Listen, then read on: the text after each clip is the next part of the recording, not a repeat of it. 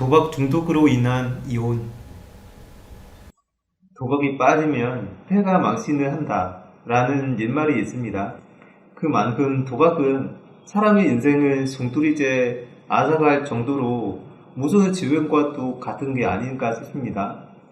또한 도박 중독은 그 중독자 개인의 인생뿐만 아닌 친구들 모두의 생계까지 위협하게 하는 무서운 유책 행위입니다. 도박 중독으로 인한 이혼 위기에 몰린 남편.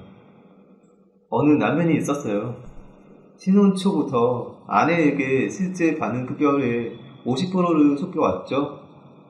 아내는 남편의 급여가 하는 일에 비해 그리 많지 않은 것을 알고 있었지만 누가 급여를 50%나 속인다고 감히 상상이나 했을까요? 아내는 남편을 믿었죠. 그런데 어느 날 남편이 아무리 생각해봐도 급여가 너무 적다고 하면서 직장을 그만두고 부모님들이 운영하시는 가게를 부모님과 함께 운영하겠다며 아내에게 거의 통보식으로 말한 뒤 직장을 그만둡니다. 또한 퇴직금 역시 회사 사정이 좋지 않아 나중에 받기로 했다는 핑계를 댔고 아내는 또 이 말을 믿습니다. 아내는 남편의 급여가 많지 않은 것을 알기에 직장을 그만두는 것에 대해 그리 크게 민감하게 반응은 하지 않았죠. 남편은 부모님이 운영하시는 가게에 나가 일을 해보지만 아내가 볼 때 부모님의 가게에 손님도 많고 나름 장사도 잘 되는데도 남편은 계속 장사가 잘 되지 않는다며 급여를 받았을 때보다 훨씬 더 적은 생활비를 주는 게 이해가 안 가기 시작합니다. 시댁 식구들도 알고 있었던 남편의 도박 중독. 그러던 어느 날이었어요. 남편이 핸드폰으로 도박을 하고 있었고 주말마다 일을 핑계로 나가서 종일 경마장에서 시간을 보내고 있었다는 사실을 알게 됩니다.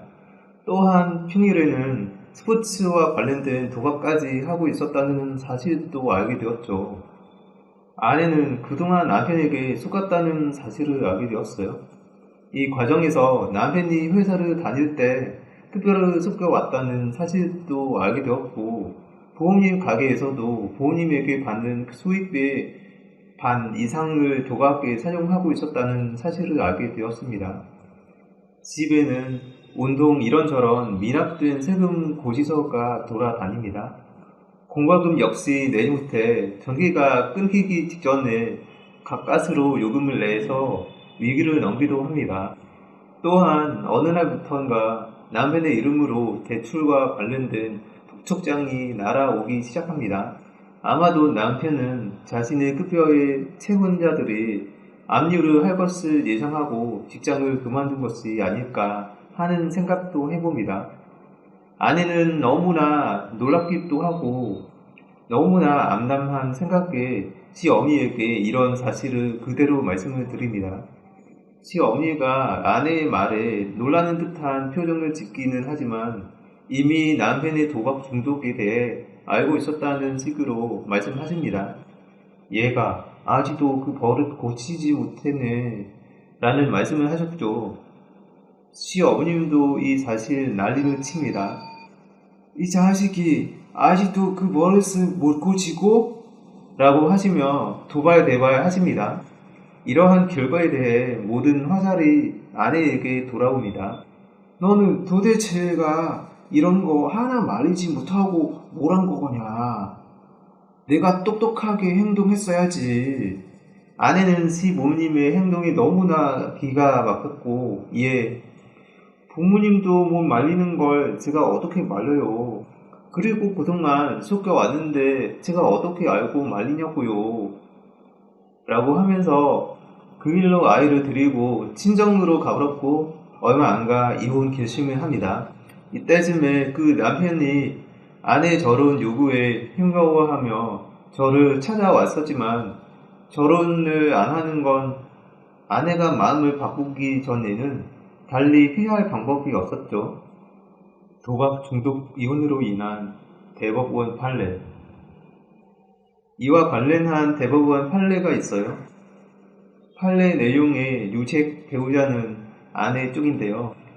도박을 하면서 빚을 지고 이에 따른 각서도 작성하고서도 계속하여 도박에 빠져 가정을 돌보지 않는 등의 유책 행위를 함으로 해서 민법 840조 제6호 기타 혼인을 기속하기 어려운 중대한 사유에 해당되어 결국 결혼이 성립이 된 사례랍니다. 대부분 이러한 경우는 가정 파산의 모습이 비슷한 것 같더라고요. 식구들 전체가 힘들어지는 것이죠. 작년에 이러한 남편이 있었는데 아내가 더 이상의 희망을 갖지 않고 결혼을 했는데 그 남편 역시 도박으로 인해 재기 불능 이르게 된 상태에서 결혼까지 당하게 되어 결국 이를 비관하고 극단적인 선택을 하여 생을 달리한 아까운 일이 있었답니다. 맺으면서 제가 위에서 말씀드렸듯이 도박 중독은 당사자의 인생만 망치는 것이 아닌 친구들 전체의 인생이 망쳐질 수도 있는 정말 있어서는 안 될 일이랍니다. 전 재산을 배우자 몰래 도박으로 탕진하고 그 탕진을 했다는 죄책임으로 인하여 삶을 끊는 놓기도 하고 때로는 계속 도박에서 헤어나오지 못하고 제2, 제3 금융권에까지 손을 벌려 대출을 받아 자신 스스로가 재기 불능 상태에 빠져버리게 되는 경우를 여러 차례 봐왔죠. 이러한 상황까지 오게 된다면 그때는 가족들의 생계 또한 극도로 힘들어지게 될 수 있기에 도박은 가족 전체까지 망치게 만드는 대표적인 경우가 아닌가 싶습니다.